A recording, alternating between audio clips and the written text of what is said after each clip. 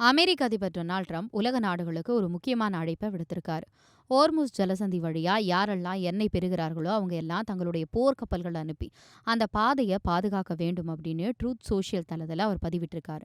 நாங்க நிறைய உதவி செஞ்சோம், ஆனா மற்ற நாடுகளும் பொறுப்பேற்க வேண்டும் அப்படின்றது ட்ரம்பினுடைய வாதம். குறிப்பா சீனா, ஜப்பான், தென்கொரியா, பிரிட்டன் மற்றும் பிரான்ஸ் ஆகிய நாடுகள் தங்கள் கப்பல்களை அனுப்பும் அப்படின்னு ட்ரம்ப் நம்பிக்கை தெரிவிச்சார்.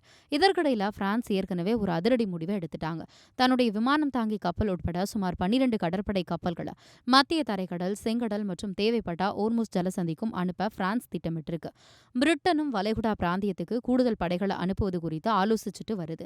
ஈரானுடைய ட்ரோன் தாக்குதல்ல சைப்ரஸில் உள்ள பிரிட்டன் தளம் தாக்கப்பட்டா பிரிட்டன் மிகுந்த எச்சரிக்கையுடன் செயல்படுது. எங்களுடைய கூட்டாளிகளை பாதுகாக்க பல வழிகளை ஆராய்ந்து வருகிறோம் அப்படின்னு பிரிட்டன் பாதுகாப்பு அமைச்சகம் தெரிவிச்சிருக்காங்க. ஆனா ட்ரம்ப் சொன்னது போல மற்ற நாடுகள் கப்பல்களை அனுப்ப ஒப்புக்கொண்டனவா என்பது குறித்து வெள்ளை மாளிகை இதுவரைக்கும் எந்த பதிலையுமே அளிக்கல. ஈரான் படகுகளை தொடர்ந்து சுட்டு தள்ளுவோம் அப்படின்னு ட்ரம்ப் எச்சரித்து இருந்தாலும் தனி ஒரு நாடாக செயல்படுவதை விட ஒரு சர்வதேச கூட்டணியை உருவாக்கவே அமெரிக்கா விரும்புவதாக தெரிகிறது.